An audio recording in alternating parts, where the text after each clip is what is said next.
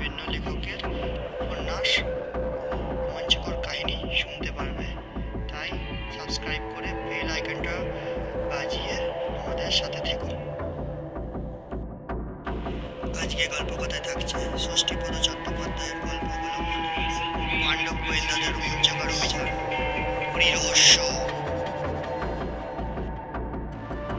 পাণ্ডব গোয়েন্দারা ঠিক করলো এবার বড়দিনের ছুটিতে ওরা পুরী বেড়াতে যাবে।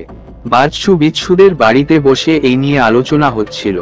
সমস্যা হলো পঞ্চুকে নিয়ে। বাবলু, বেলু, ভুম্বল ও বাচ্চু বিচ্ছু তো স্টুডেন্ট কনসেশনে যাবে, কিন্তু পঞ্চুকে নিয়ে কি করা যায়? ভুম্বল বলল, কি আবার ডব্লুটি?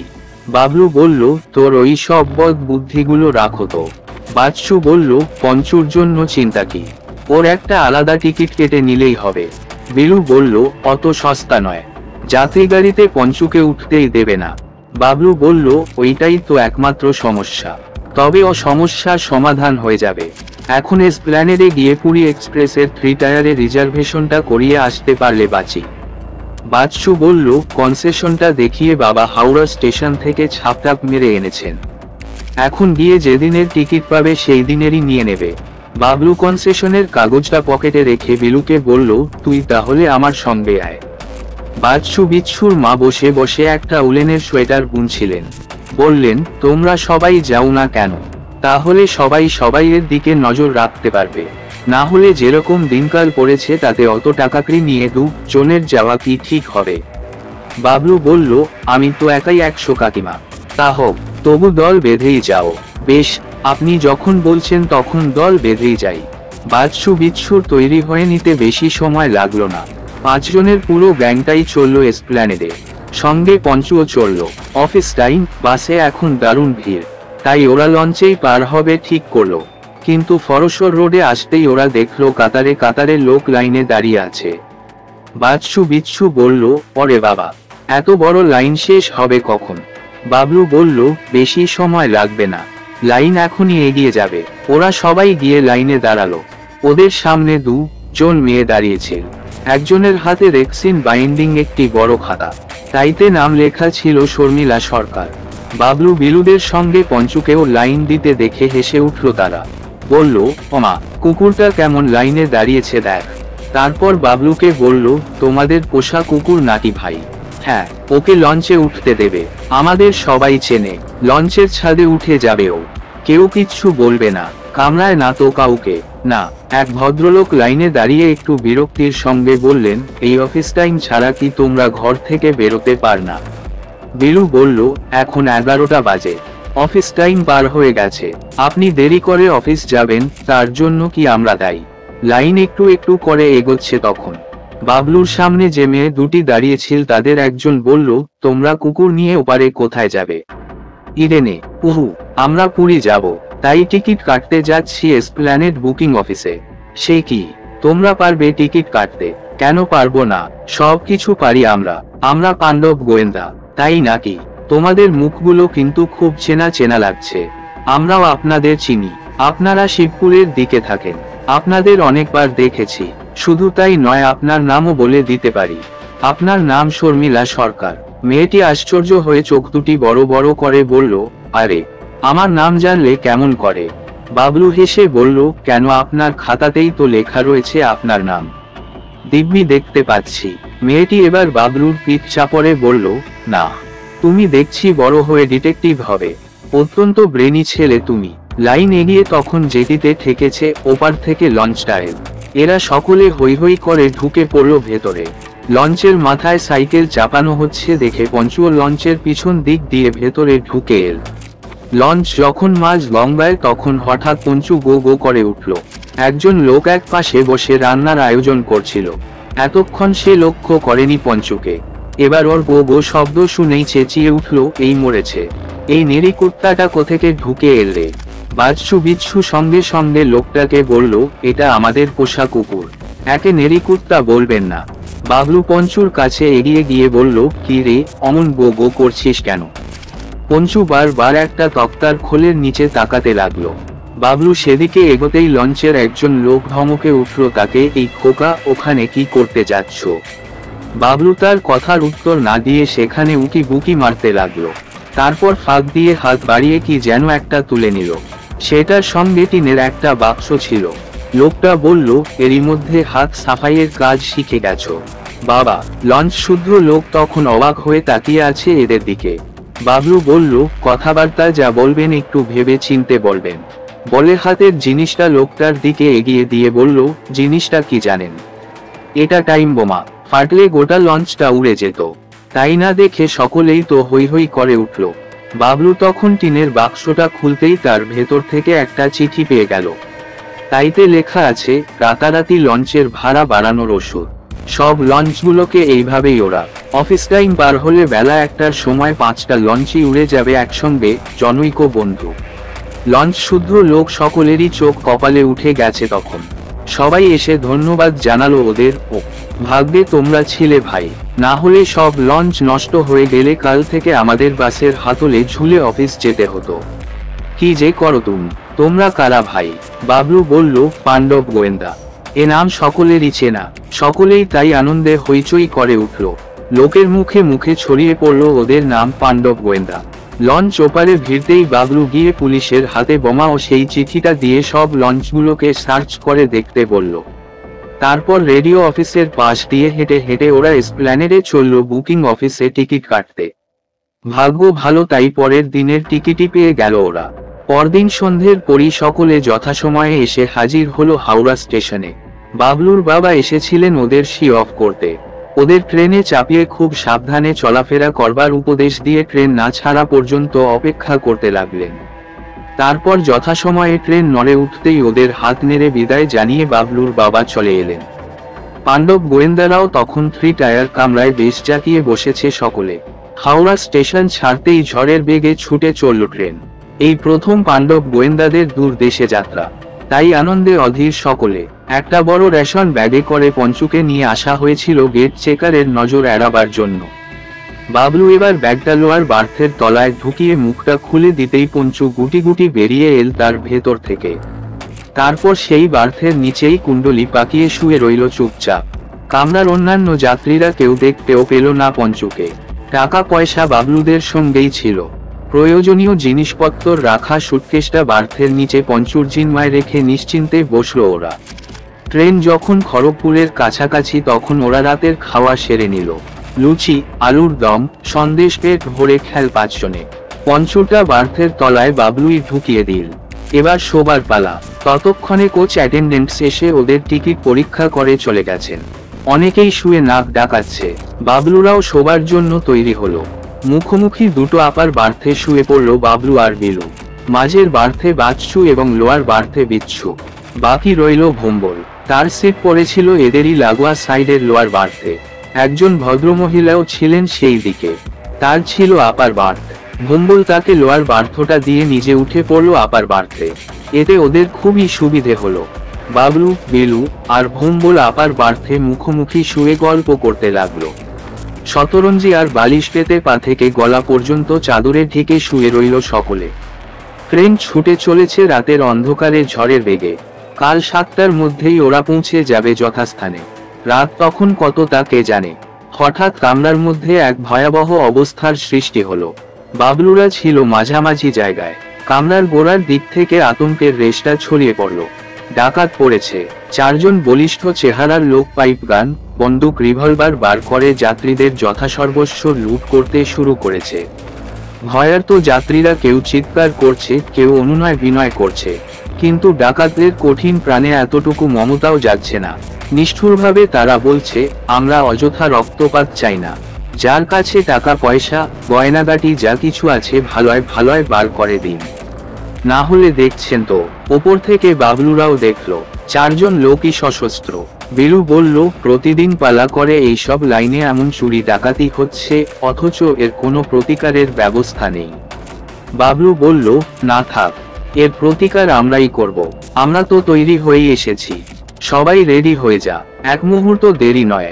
আসুক ব্যাটারা একবার এখানে। বলার সঙ্গে সঙ্গেই এরা কাজ শুরু করে দিল। প্রত্যেকের মাথার বালিশের কাছে একটা করে ঝোলা ব্যাগ রাখা ছিল।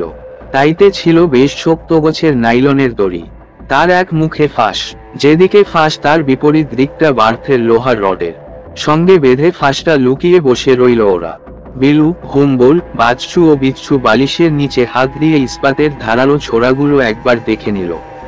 বাবলুর হাতে লুকনো রইল ওর পিস্তলটা। ডাকাতগুলো তখন ওদিক থেকে এদিকে এসে পড়েছে। ভোম্বলের বার্থের নিচে যে ভদ্রমহিলা শুয়েছিলেন ওরা এসে তার গলার হাড়গাছাটির দিকে তাকালো। ওটা দিয়ে দিন। না, এ আমি কিছুতেই দেব না। দিয়ে দিন বলছি। একজন যাত্রী ভয় ভয় মহিলাকে বললেন, দিয়ে দিন দিদি, এরা ডাকাত।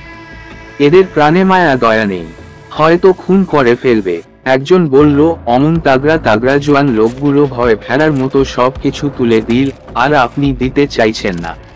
সাহস তো কম নয় আপনার। বাবলু আর থাকতে না পেরে ওপর থেকে বলল, আসল ব্যাপারটা কি জানেন দাদা? বাস বনেই ডোম কানা হয়, আপনারাও তাই আঘাটায় ফেসেছেন। বাবলুর কথা শুনে ডাকাতরা ঘুরে তাকালো ওর দিকে। একজন ততক্ষণে ভদ্রমহিলার গলার হার ছিনিয়ে নিয়েছে। বাকিরা বাবলুকে বলল, একটি ঘুষিতে তোমার মুখ ভেঙে দেব ডেপো ছোকরা কোথাকার। বেলু আর ভোম্বল দুদিক থেকে বলল, আমাদের মুখগুলো কি করবেন? ফটো তুলে বাঁধিয়ে রাখবেন। একজন বলল, তোরা কারা? বাবলু বলল, আমরা ধূমকেতু। বাজিকর যেমন ডুগডুগি বাজিয়ে বাদর নাচায়, আমরা তেমনি তুড়ি দিয়ে ডাকাত নাচাই। তোমরা নাচবে, টুইস্ট নাচ। খবরদার বলছি, মুখ সামলে কথা বলবি। তোদের ওই ঝলার ভেতরে কি আছে বার কর। ভোম্বল বলল, এই ঝলায় করে আমরা ডাকাত ধরে নিয়ে গিয়ে বাবা জগন্নাথের কাছে বলি দেব। একজন বলল, ছেলেগুলোর মাথা খারাপ আছে নাকি বল তো? কথায় ভয়ে কাঁপবে তা নয়, ফাজলামি করছে। বেলু বলল, না, মাথা খারাপ তোমাদের। সেই জন্যেই মনে করেছ রেলের পুলিশগুলো মরে গেলেও জনগণ বুঝি মরে গেছে। আমরা সেই জনতার প্রতিনিধি। চুপ করলি কেন? বল, আরো বল। না, ওস্তাদের মার শেষ রাতে। আগে তোমরা তোমাদের কাজ কর, তারপরে আমরা আমাদের কাজ করব। অনেক টাকা আছে আমাদের কাছে। আমরা বড়দিনের ছুটিতে পুরী বেড়াতে যাচ্ছি। কাজেই বুঝতে পারছো তো, শুধু হাতে যাচ্ছি না, পার তো কেড়ে নাও, তারপরে খেলা দেখবে। একজন বলল, আমরা তো টাকা নিতেই এসেছি। শিগগির বল, কোথায় টাকা আছে? অযথা সময় নষ্ট করিস না আমাদের। এখনই নেমে যাব আমরা, না হলে সামনেই বড় জংশন, ধরা পড়ে যাব। বাবলু বলল, ডাকাতি আছে আমাদের ছোট্ট ভাইয়ের সুটকেসে। বার্থের নিচে কেন? আরে দাদা বুঝছেন না, ডব্লুটি যদি চেকার এসে ধরে, তাই ওকে বার্থের তলায় রেখেছি। ভারী বাধ্য ছেলে, হাত বাড়ান, দিয়ে দেবে। একেবারে শান্তশিষ্ট, এক চোখ কানা এবং রাজবিশেষ। বলা মাত্রই একজন বার্থের তলায় হাত ঢোকাল। বাবলু ওপর থেকে বলল, পঞ্চু, কুই, এবার তোর যথাকর্তব্য পালন করে ফেল। পঞ্চু তো এতক্ষণ ধরে এই সুযোগটারই অপেক্ষা করছিল। ডাকাতরা যেই না সুটকেস নেবে বলে বার্থের তলায় হাত ঢুকিয়েছে, অমনি সে ঘ্যাক করে কামড়ে ধরল তার হাতটাকে। ডাকাতরা চিৎকার করে উঠল, ওরে বাবারে, গেলুম রে, আমাকে কুকুরে কামড়েছে। কামড়ানো বলে কামড়ানো। পঞ্চু যাকে কামড়ায় তাকে কামড়ে ধরে রাখে। বাবলু না বলা পর্যন্ত ছাড়ে না। বাবলুরা তো এই সুযোগই চাইছিল। একবার শুধু চোখে চোখে ইশারা হলো, তারপরই নাইলনের দড়ির সেই ফাঁস তিনজনের গলায় মালার মতো আটকে দিয়ে হেঁচকা টানে টেনে ধরল। যেমন তেমন টান নয়, একেবারে মুখ্যম টান যাকে বলে। চোখ যেন ঠেলে বেরিয়ে আসতে লাগলো সব। সমস্ত রক্ত মুখে এসে জমাট বাঁধল। বিকৃত হয়ে গেল মুখ। দুজনের হতো থেকে দুটো পাইপ গান ছিটকে পড়ল মেঝেতে।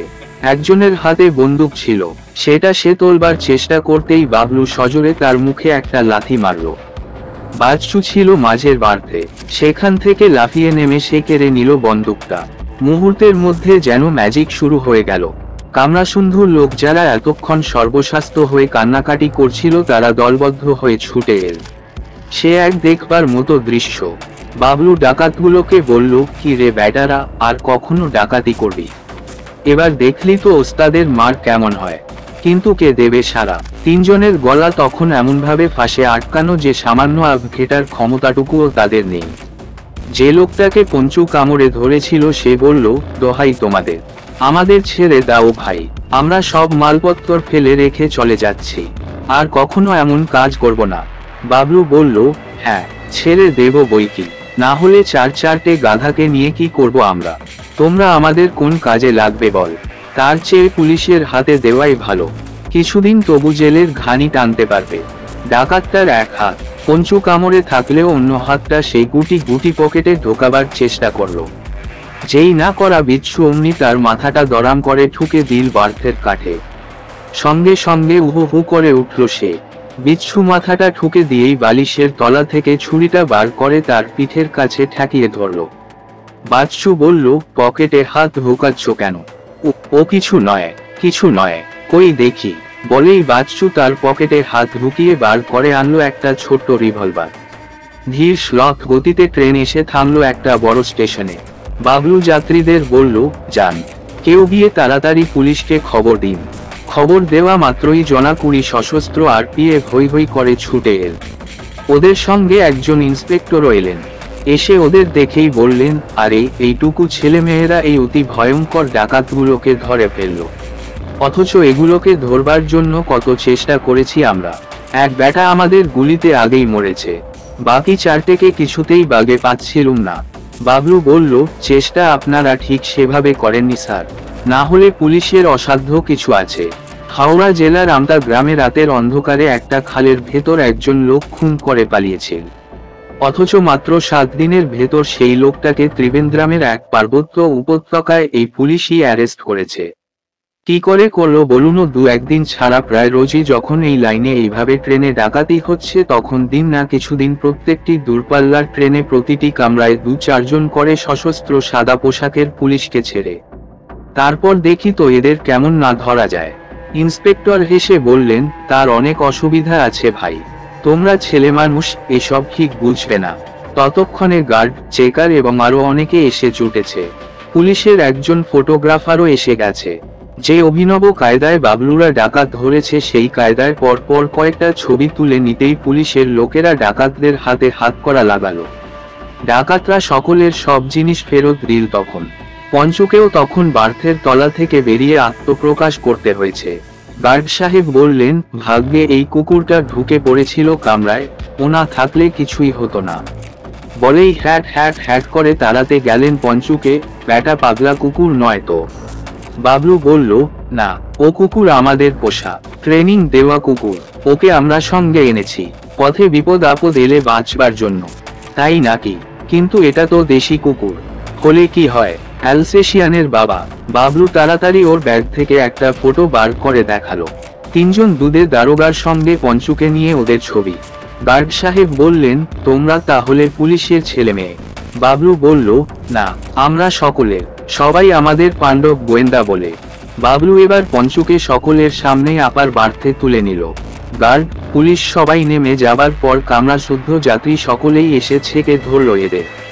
প্রত্যেকেই যে যার মালপত্তর ফিরে পেয়ে খুব খুশি। ট্রেন নড়ে উঠল।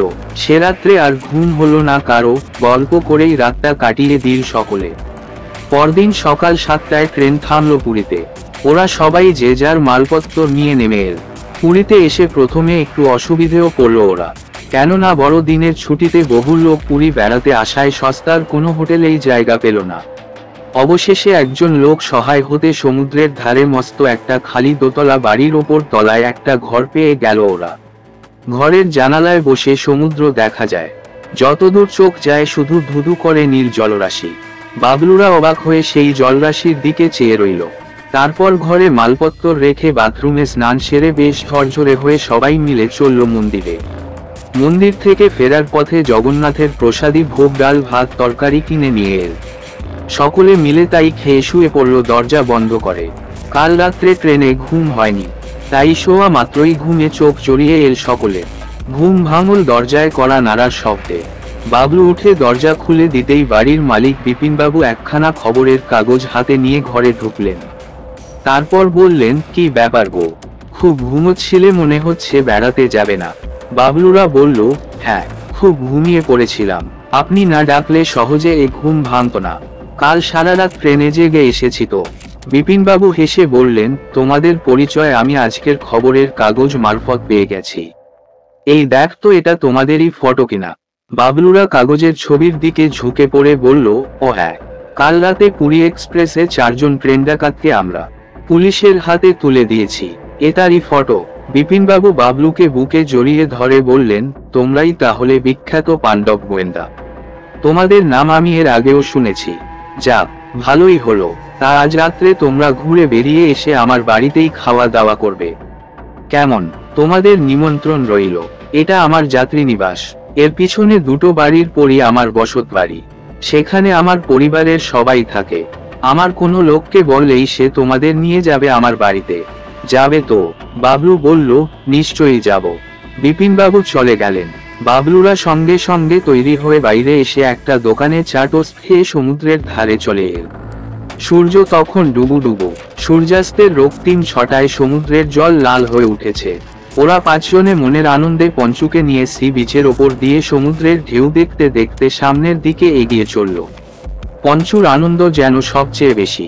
কখনো সে সামনের দিকে অনেকখানি এগিয়ে যাচ্ছে, কখনো আবার ছুটতে ছুটতে এসে বাবলুর পায়ে লুটিয়ে পড়ছে, কখনো জলের দিকে এগিয়ে যাচ্ছে। সমুদ্রের ঢেউতেও যেন ভয় নেই পঞ্চুর। ঢেউ সরে গেলেই সে নেমে যাচ্ছে জলের দিকে, আবার ঢেউ এলেই ছুটে পালিয়ে আসছে। দু একটা অন্য কুকুর অবশ্য একবার আক্রমণ করবার চেষ্টা করেছিল পঞ্চুকে, কিন্তু বিলু আর ভম্বলের পাকা হাতের মুখক্ষণ ঢিল দু একটা খাবার পর আর তারা এগোয়নি। এইভাবে অনেকক্ষণ ধরে ঘুরে বেরিয়ে অনেকটা পথ যাবার পর চারদিক যখন অন্ধকারে ঢেকে আসছে, বাবলু তখন বলল, আর নয়, এবার ফেরা যাক। এখন আমরা মেন রোড ধরে বেড়াই গিয়ে চল। বিলু বলল, সেই ভালো। এই বলে ওরা ফিরতে যাবে এমন সময় দেখতে পেল সমুদ্রের জলের কাছে বালিতে কি যেন একটা চিকচিক করছে। ততক্ষণ চাঁদ উঠে গেছে। সেই চাঁদের আলোয় যেন চেকনাই দিয়ে উঠল জিনিসটা। বাবলু বলল, কি বল তো ওটা? বিলু বলল, কোনো দামি পাথর নিশ্চয়। ভম্বল বলল, নিয়ে আসবো ওটা। বাবলু বলল, না, সমুদ্রের অত কাছে যাওয়া ঠিক নয়। ধারে কাছে লোকজন নেই, অন্ধকার। কিন্তু যে যাবার সে তখন কারো আদেশের অপেক্ষা না রেখেই চলে গেছে। অর্থাৎ কিনা পঞ্চু দিয়ে জিনিসটাকে শুকতে আরম্ভ করেছে।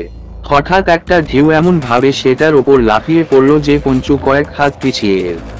তারপর যখন ঢেউ সরে গেল তখন দেখা গেল অনেক দূরে সরে গেছে সেটা।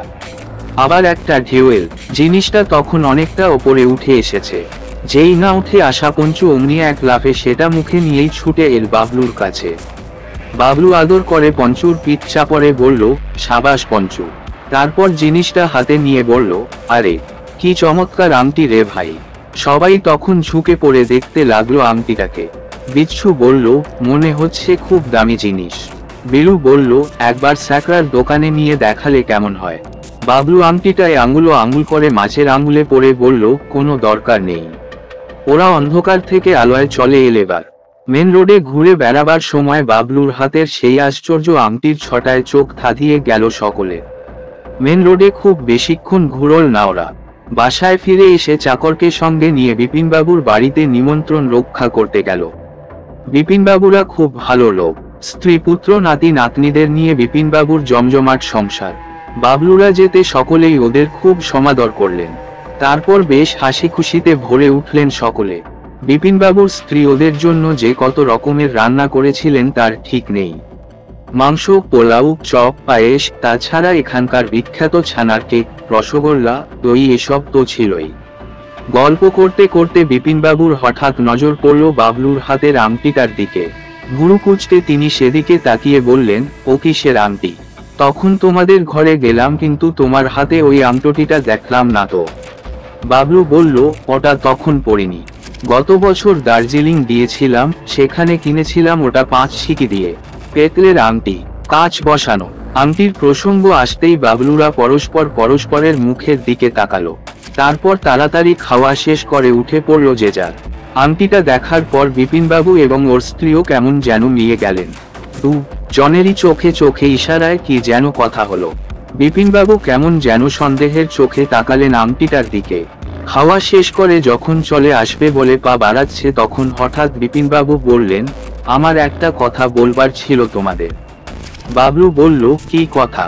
তোমার হাতের ওই আংটিটার খুব কম করেও বেশ কয়েক হাজার টাকা দাম। ওটা হীরের আংটি, এবং ওতে যে হিরেটা বসানো আছে সে হিরে এখন দুর্লভ। ও আংটি একবারও হাতছাড়া করো না। আবার সব সময় পরেও থেক না। যখন কোথাও যাবে তখন ঘরে রেখে যাবে, না হলে বাগে পেলে যে কেউ ওটা কেড়ে নিতে পারে। বাবলুর মুখটা ঈষৎ ফ্যাকাশে হয়ে গেল, তবু বলল, আচ্ছা। বলে বিপিনবাবুর বাড়ি থেকে বেরিয়ে এসে ওরা ওদের আস্তানায় গিয়ে ঢুকলো। আস্তানাটি মন্দ নয়, একটু সেকেলে ধরনের বাড়ি বলে যাত্রী নেই। যাই হোক, ঘরে এসে আলো নিভিয়ে শুয়ে পড়ল সকলে।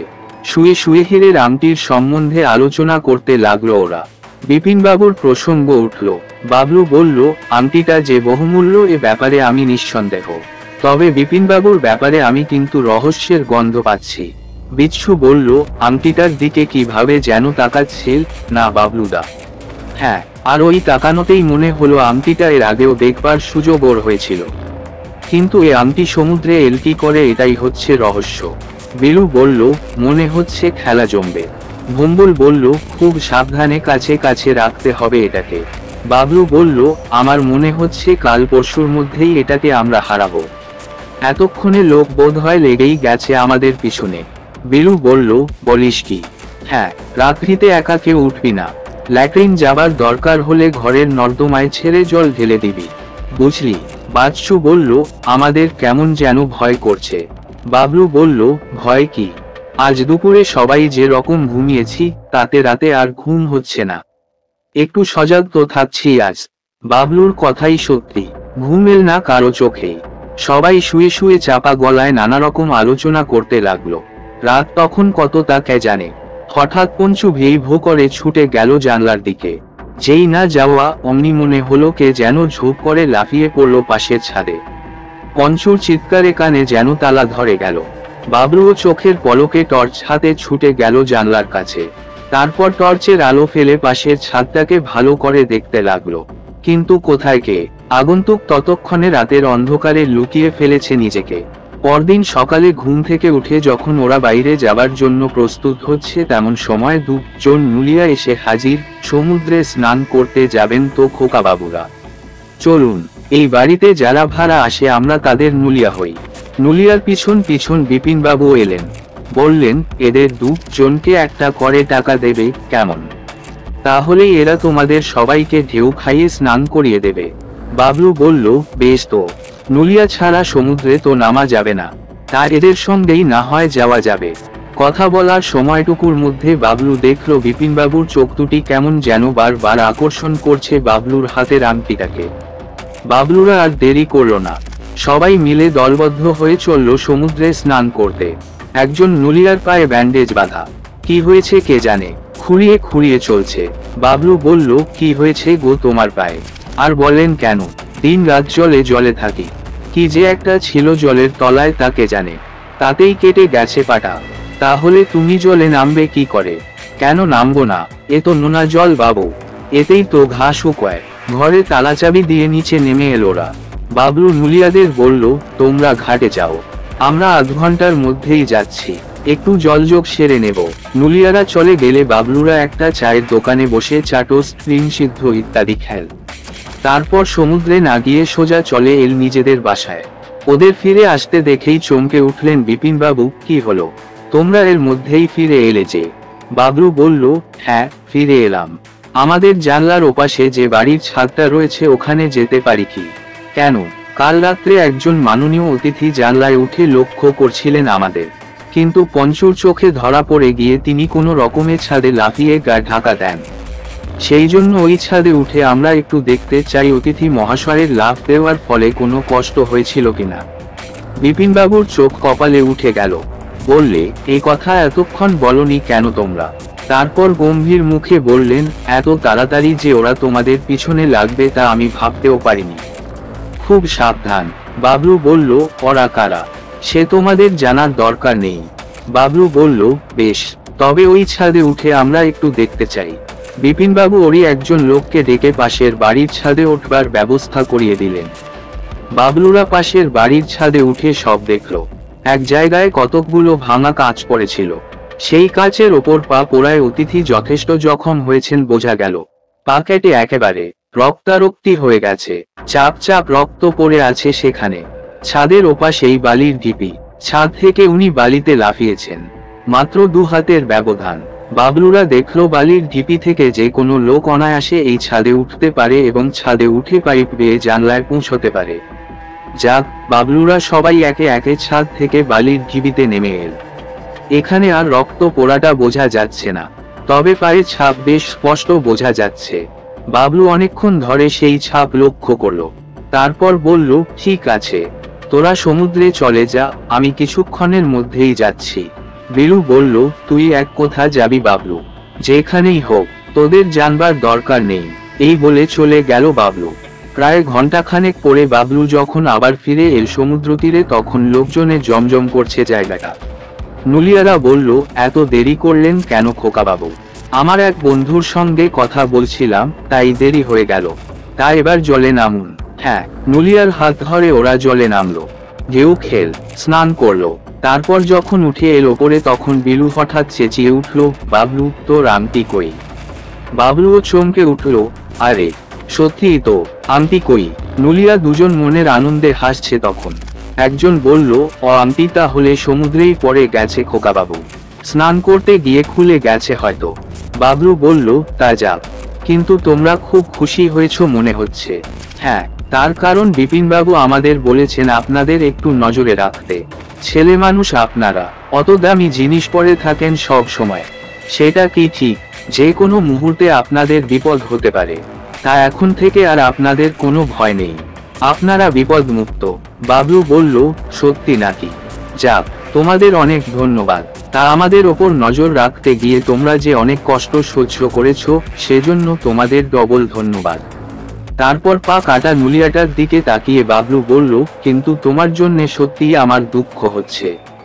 সামান্য একটু নজর রাখার কাজ করতে গিয়ে ওইভাবে জানলার ওপর থেকে ছাদে লফিয়ে পাটা কাটলে তো? বলা মাত্রই মুখটা যেন মরার মুখের মতো সাদা হয়ে গেল নুলিয়াটার। বলল, এসব কি বলছেন? যা বলছি তা ঠিকই বলছি। তোমার ডান পা কেটেছে, আর বা পায়ের একটা আঙুল নেই। আমাদের ঘরের পাশে বালির ঢিপিতে যে পায়ের ছাপটা আমরা দেখে এসেছি, এখানে ভিজে বালির ওপরে সেই পায়ের চাপ হুবহু মিলে যাচ্ছে। কাজেই লুকোবার চেষ্টা করো না। নুলিয়া দুজন কটমট করে একবার তাকালো বাবলুর দিকে, তারপর হনহন করে চলে গেল। ওরা চলে গেলে বিলু অবাক হয়ে বলল, তোর বুদ্ধিকে বলিহারি বাবলু, তুই এত লক্ষ্য করেছিলি, কিন্তু আংটিটা কি করে পড়লো? এত দামি আংটি, ওটা পড়েনি। সমুদ্রে নামিয়ে ওই ব্যাটাই কায়দা করে খুলে নিয়েছে। তুই বাধা দিলি না কেন? তাহলে বিপদ হতো। ওরা হচ্ছে জলের পোকা, কথায় টেনে নিয়ে গিয়ে ছেড়ে দিত তা কে জানে। সবাই বলল, ঠিক কথা, বাধা দিসনি, ভালোই করেছিস। দরকার নেই আংটিতে। যাক, এবার মনের আনন্দে ঘোরা যাবে, কি বল? বাবলু বলল, দেখা যাক। এখন বাসায় ফিরি চল। ওরা যখন বাসায় ফিরে এল, তখন বিপিনবাবু বাবলুর হাতের দিকে তাকিয়েই বিস্মিত ভাবে বলে উঠলেন, তোমার আংটিটা কই? বাবলু বলল, সমুদ্রে নাইতে গিয়েছিলাম, সেখানেই হাত থেকে পড়ে গেছে। তা যাক, ওতে আমাদের কোনো লোভ নেই, কিন্তু একটা কথা আমাদের জানাবেন কি? ওই আংটিটা কার? বিপিনবাবু বললেন, তা আমি কি করে জানবো? তবে দেখেই বুঝেছিলাম ওটা খুব দামি আংটি, সেই জন্যে সাবধান করে দিয়েছিলাম। বাবলু বলল, অশেষ ধন্যবাদ। তবে আংটির রহস্যটা আপনি আমার মুখ থেকেই শুনুন। বিপিনবাবু চমকে উঠে বাবলুর মুখের দিকে তাকালেন। বাবলু বলল, আজ থেকে 10 বছর আগে যশোর থেকে এক জমিদার পুত্র বেশ কয়েক লক্ষ টাকার অলংকার নিয়ে গোপনে সীমান্ত লঙ্ঘন করে এদেশে পালিয়ে এসেছিল। জমিদারের পুত্র হলে কি হয়, সে ছিল একজন খুনি আসামি। বিষয় সম্পত্তি নিয়ে গোলমাল হওয়ায় সে তার পরিবারের প্রায় প্রত্যেককেই খুন করে এদেশে পালিয়ে আসে। তারপর সারা ভারতের সমস্ত তীর্থে তীর্থে সে ঘুরে বেড়াতে থাকে। এইভাবেই সে পুরীতেও এসে হাজির হয়, এবং এইখানে এই বাড়িতেই সে 1 মাসের জন্য ঘর ভাড়া নিয়ে থাকে। বিপিনবাবু যেন ঘেমে নিয়ে উঠলেন, কঠিন গলায় বললেন, এসব তোমাকে কে বললে? যেই বলুক, আমি শুনেছি। ওসব সত্যি নয়। সত্যি না হলে আপনি এত উত্তেজিত হয়ে উঠতেন না। যাক, তারপর শুনুন। আমি তোমার কোনো কথা শুনতে চাই না। শুনতেই হবে। তারপর হঠাৎ একদিন সেই জমিদার পুত্র খুন হয়। আপনি এবং আপনার লোকেরা তাকে খুন করেন। এবারের মালিক ছিল তখন অন্য লোক। যাই হোক, খুন করে তার সর্বস্ব হরণ করে যখন আপনারা মৃতদেহ বালির বস্তায় বেঁধে সমুদ্রে নিক্ষেপ করেন, সেই সময় ওই হীরের আংটিটা নেবার জন্য আপনাদের মধ্যে প্রচণ্ড মারামারি হয় এবং দুজনে সেই মারামারি ফলে নিহত হয়। নিহত দুজনের নাম দশরথ পাটসেনা ও বৃন্দাবন রথ। এদেরই একজনের হাতে ছিল সেই হীরের আংটিটা। মরার সময় আংটিটা সে সমুদ্রের জলে ছুঁড়ে দেয়। দৈবক্রমে সেই সময় পুলিশ এসে পড়ে এবং কয়েকজনকে ধরেও ফেলে। আপনি এবং আরো 2-1 গা ঢাকা দেন। আপনারা ফাঁকা মাঠের বেড়াল, তাই পুলিশ কিছু করতে পারে না আপনাদের। কোর্টে কেস ওঠে। কয়েকজনের যাবজ্জীবন কারাদণ্ড হয়, কিন্তু প্রমাণের অভাবে আপনারা সন্দেহভাজন হওয়া সত্ত্বেও ছাড় পেয়ে যান। পরে এই বাড়ি কিনে নেন এবং এখানে ঘর ভাড়ার ব্যবসা শুরু করেন। আপনি এখন প্রচুর টাকার মালিক। জমিদার পুত্রের অনেক টাকাকড়ি এবং অলংকার আপনার ভাগে পড়েছে। বিপিনবাবু চেঁচিয়ে উঠলেন, চাপকে লাল করে দেব তোমাকে, দেব ছোকরা কোথাকার। উল্টো পাল্টা বলবার জায়গা পাওনি। বাবলু বলল, শুনুন, আমি যা বললাম তার এক বর্ণ মিথ্যে নয়। কেননা খুনের পরে পুলিশ এই বাড়ি তল্লাশি করে জমিদার পুত্রের লেখা একখানি ডায়েরি থেকে এই কথা জানতে পারে। এ পুলিশের রিপোর্ট মিথ্যে নয়। কিন্তু তুমি কি করে জানলে? সেটা যথাসময়েই জানতে পারবেন। যাক, আমাদের হাতে ওই আংটিটা নেহাত ভাগ্যক্রমেই এসে পড়ে। সমুদ্র তীরে ওই আংটিটা আমরা কুড়িয়ে পাই, কিন্তু আপনার লোভী চোখ ওই আংটি দেখা মাত্রই লোলুপ হয়ে ওঠে এবং আপনি ওটা কৌশলে হস্তগত করবার জন্য একদিকে আমাদের সতর্ক হতে বলেন, অন্যদিকে আমাদের পিছনে লোক লাগান। যে নুলিয়া জনকে আপনি লাগিয়েছেন তারা আপনারই সাগরেদ। ওরা লোককে জলে নামিয়ে কৌশলে তাদের অন্যমনস্কতার সুযোগ নিয়ে আংটি, হার, পদক ইত্যাদি ছিনতাই করে। আমার হাতের আংটিও আপনার নুলিয়ারা জলে নামিয়ে হস্তগত করে নিয়েছে। বিপিনবাবু এবার মারাত্মক রকমের হিংস্র হয়ে ভয়ঙ্কর মূর্তি ধারণ করে বললেন, হ্যাঁ, নিয়েছে। ওই আংটি পাবার জন্যে আমি দিনের পর দিন প্রচুর অর্থ ব্যয় করে সমুদ্র তোলপাড় করেছি। কাজেই ওটা পাবার অধিকার আমার আছে। এমন সময় হঠাৎ নুলিয়া জন এবং জনাচারেক লোক ছুটতে ছুটতে এসে হাজির হলো সেখানে। বিপিনবাবু বললেন, মাল যথাস্থানে লুকিয়ে ফেলেছ। একজন নুলিয়া বলল, ও আংটি জাল। বিপিনবাবু চিৎকার করে উঠলেন, ও আংটি আসল আংটি নয়, হতেই পারে না। নুলিয়া ছাড়াও যে চারজন লোক ওদের সঙ্গে ছিল তারা বলল, আপনি আমাদের সঙ্গেও নম্বরই করতে চাইছেন বিপিনবাবু। বিলু, ভুম্বল, বিচ্ছু তো কিছুই বুঝতে পারল না কি হলো ব্যাপারটা। এত সব কথা বাবলুই বা জানলো কি করে? বিপিনবাবু বললেন, এই সব ষড়যন্ত্র।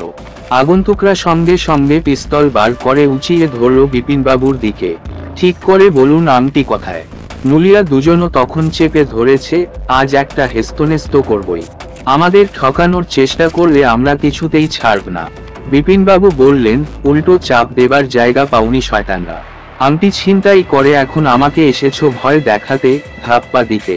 বাবলু এবার বলল, ওরা ঠিক কথাই বলছেন, ও আংটি জাল। লোকগুলো তখন বাবলুর দিকে তাকিয়ে বলল, তুমি ঠিক বলছো খোকা।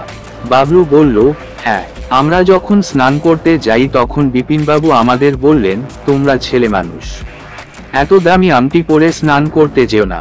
ওটা আমার জিম্মায় রেখে এই নকল আংটিটা পরে যাও, না হলে এখানকার নুলিয়ারা চোর, জলে নামিয়ে ওরা হাত থেকে আংটি খুলে নেবে। আমরা তাই বিশ্বাস করে আংটিটা ওর কাছে দিয়ে যাই।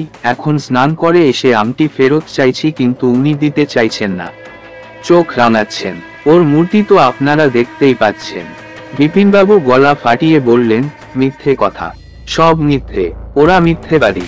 আগন্তুকরা বলল, আর আপনি খুব সত্যবাদী, বলুন শিগগির আংটি কোথায় রেখেছেন, না হলে চারজনের চারটে পিস্তলই একসঙ্গে গর্জে উঠবে। নুলিয়ারা বলল, এরা ছেলে মানুষ, জাল আংটির পরিকল্পনা কখনো এদের মাথায় আসে। এসবই আপনার প্ল্যান, আমাদের ঠকাবার ষড়যন্ত্র। বাবলু বলল, ঠিক তাই, আমরা চাই উনি যেন এর উপযুক্ত শিক্ষা পান। ও আংটিতে আমাদের কোনো দরকার নেই, তবে আংটিটা যেন উনি ভোগ করতে না পারেন। গায়ের জোরে কেড়ে নিন ওটা। আগন্তুকরা বাবলুকে বলল, উনি আংটিটা নিয়ে কোথায় রেখেছিলেন দেখেছ? বাবলু বলল, হ্যাঁ, বলেই বাদিকের একটা আধো অন্ধকার ঘরের দিকে দেখালো। ওরা বিপিনবাবুকে বলল, আংটি কি ওই ঘরেই আছে? জানি না। তাহলে আপনি মৃত্যুর জন্যে তৈরি হন। চারটে পিস্তল একসঙ্গে গর্জে উঠল। বিপিনবাবুর রক্তাক্ত দেহ লুটিয়ে পড়ল মেঝেও। বিচ্ছু সভায় চিৎকার করে উঠল। আগন্তুকরা একবার শুধু চেয়ে দেখল ওদের দিকে, তারপর নুলিয়া জনকে ধরে বলল, এর মধ্যে তোদের কোনো কারসাজি নেই তো? বাহ রে, মাল তো আমরাই তুলে দিলাম আপনাদের হাতে। তা তো দিলি, কিন্তু আসলটা লুকিয়ে নকলটা দিসনি তো। নুলিয়া দুজনের মুখও ফ্যাকাশে হয়ে গেল। এবার শেষকালে আমাদের সন্দেহ, ছেলেরা তো নিজেরাই বলছে আংটিটা ওরা বিপিনবাবুর কাছে রেখে গেছে। তবু সন্দেহ কেন? সন্দেহ করবার কারণ আছে বই কি। কাল রাত্রে যখনই তোরা ছেলে মেয়েগুলোকে টার্গেট করেছিলি তখনই আমাদের সন্দেহ হয়েছিল। আর কাল রাত্রে এই ছেলেগুলোর একজনের হাতে ওই আংটি আমরা প্রথম লক্ষ্য করি। তবে এটা যে ওই জিনিস তা ভাবিনি, কিন্তু যখনই দেখলাম তোরা ওদের পিছনে লেগেছিস তখনই আমাদের সন্দেহ হলো। আমাদের না জানিয়ে নিজেরা কেন দাও মারতে গেছি বল, কিন্তু পরে তো সব বলেছি। আর তাছাড়া সমুদ্র তীর থেকে আমরা তো অন্য কোথাও যাইনি, সোজা আপনাদের কাছেই গেছি। আপনারাও লক্ষ্য করেছেন আমাদের, যদি ওটা লুকোই তাহলে তো আমাদের কাছেই থাকবে। সার্চ করুন। ওরা কি বুঝলো কে জানে, বলল ঠিক আছে, তোরা বিপিনবাবুর লাশ আন্ডারগ্রাউন্ডে ঢুকিয়ে দে, আমরা ততক্ষণে ঘরটা সার্চ করি। বিপিনবাবুর কাজের লোকটা সেই সময় বাজার করে ফিরে এসেছিল। নুলিয়ারা চোখের পলকে তাকে ধরে আনলো, তখন বলল এই ব্যাটাকেও এখনই ওর মনিবের কাছে পৌঁছে দিন, না হলে ও ধরিয়ে দেবে আমাদের। কাজের লোকটা বলল আগে আমার কি দোষ, কে দোষী আর কে নির্দোষী এসব দেখবার সময় আগন্তুকদের নেই। তাই আরো একটি পিস্তলের শব্দ হলো, পিছুম, আর একটা লাশ লুটিয়ে পড়ল মেঝেও। নুলিয়ারা সঙ্গে সঙ্গে লাশ দুটো সিঁড়ির নিচে আন্ডারগ্রাউন্ডের গর্তে ঢুকিয়ে দিল। তারপর এক দৌড়ে গিয়ে বন্ধ করে দিয়ে এল বাইরের দরজাটা। বাবলু, বেলু, ভোম্বল, বাচ্চু আর বিচ্ছুর মাথাতেও আসছে না তখন কি করে এদের হাত থেকে রেহাই পাওয়া যায়। পঞ্চুও বোধহয় ভয় পেয়ে গেছে। এমন সময় হঠাৎ সুযোগ এসে গেল। বাবলুর দেখিয়ে দেওয়া ঘরে ওরা সবাই তখন ঢুকে পড়ে তল্লাশি চালাতে লাগলো। বাবলু এদের ইশারা করে নিজেও ঢুকে পড়ল ঘরে। তারপর যেন ওদেরই দলে এমনভাবে এটা ওটা সেটা ধরে খোঁজাখুঁজি করতে করতে পায়ে পায়ে দরজার কাছে এসেই সশব্দে বাইরে থেকে বন্ধ করে দিল দরজাটা। বন্ধ করেই শিকল তুলে দিল। ওরা সবাই বন্দী হয়ে ঘুষি মারতে লাগলো দরজায়। কি হলো, দরজায় শেকল দিলে কেন? শিগগির খোল দরজা, না হলে আমরা একবার বেরুতে পারলে কিন্তু তোমাদের কাউকে আস্ত রাখবো না। বাবলু বলল যদি বেরোতে পারেন তাহলে আপনাদের যা খুশি তাই করবেন, কিন্তু বেরুতে আপনারা পারছেন না, তার কারণ দরজা মাত্র একটাই। ওরা বলল প্লিজ আমাদের ছেড়ে দাও ভাই, লক্ষ্মীটি তোমাদের আংটি আমরা খুঁজে বার করে তোমাদের হাতেই ফেরত দেব, কথা দিলাম। বাবলু বলল তার আগে জানলা গলিয়ে পিস্তলগুলো আপনারা বাইরে ফেলে দিন। বেশ, তো তোমরাই কেউ এসে নিয়ে যাও। না, আমরা যেমন দরজার আড়ালে আছি তেমনই থাকবো। আপনারা দুজনকে যখন খুন করতে পেরেছেন তখন এখান থেকে যাবার সময় আমাদেরও খুন করবেন, সেটা অনুমান করেই আপনাদের আটকালাম। আরে দূর, তাই কখনো পারি? ওসব বাজে কথা রেখে যা বলছি তাই করুন। বন্দিরা বেগতিক বুঝে পিস্তলগুলো জানালা গলিয়ে সিঁড়ির দিকে ছুড়ে দিল। 1, 2, 3, 4। বাবলু সেগুলো কুড়িয়ে এনে বলল এবার একটু বিশ্রাম করুন আপনারা, আমরা পুলিশ ডেকে আনছি। পুলিশ? পুলিশ কেন? বাহ রে, পুলিশ যে আপনাদের হীরের আংটি উপহার দেবে। পুলিশের সঙ্গে আংটির কি সম্পর্ক? আমাদের ছেড়ে দাও, সত্যি বলছি, ছাড়া পেলে আমরা তোমাদের অনেক টাকা দেব। বাবলু বলল টাকার আমাদের দরকার নেই, আর আংটিও আমরা চাই না বলেই সমুদ্রে স্নান করতে যাবার আগে আমি কাউকে না জানিয়ে থানায় চলে যাই এবং আমার কুড়িয়ে পাওয়া হীরের আংটি আমি সেখানে জমা দিই। আর তখনই পুলিশের মুখ থেকে এই বাড়ির ইতিহাস এবং আংটির রহস্য জানতে পারি। পুলিশ বলেছে আমাদের সাহায্য করবার জন্য তারা সব সময় প্রস্তুত, আমরা খবর দিলেই তারা ছুটে আসবে। যাই হোক, আমার সন্দেহ হয়েছিল ও আংটি আমাদের হারাতে হবে, তাই ওটা পুলিশের হাতে জমা দিয়ে তার রসিদ নিয়ে দোকান থেকে একটা কাঁচ বসানো মেকি আংটি পরে সমুদ্রে স্নান করতে যাই। পরের ঘটনা তো সবই জানেন আপনারা। যাক, এবার আপনারা খাঁচা গাড়িতে চেপে বৃন্দাবন দেখবার জন্য তৈরি হন। আমি অ্যালুম বলে বাবলু তখন সবাইকে পাহারায় নিযুক্ত রেখে চলে গেল থানায়।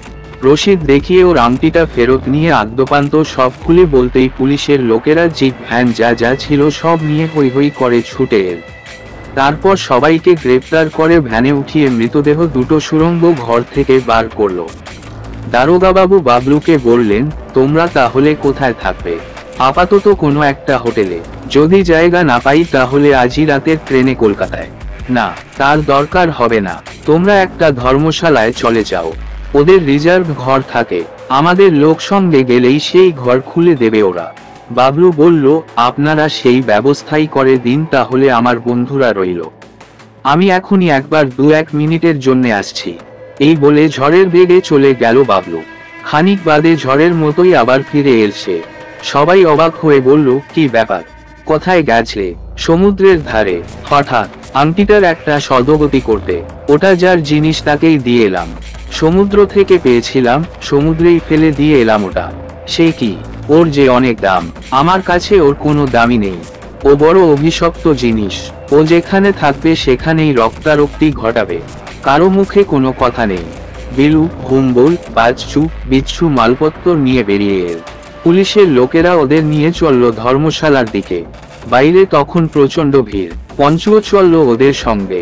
পুলিশ তখন গোটা বাড়িটাকে আরো ভালো করে তল্লাশ করছে। বাড়িটার আগাগোড়াই ঘিরে আছে পুলিশে। পঞ্চু হঠাৎই ভুপ ভুপ করে কি যেন মনে করিয়ে দিল ওদের। বাবলু আনন্দে বলে উঠল, 3 চিয়ার্স ফর পাণ্ডব গোয়েন্দা। সবাই বলে উঠল, হিপ হিপ হুরোরে। পঞ্চু আকাশের দিকে মুখ তুলে ডেকে উঠল, ভৌ ভৌ ভৌ।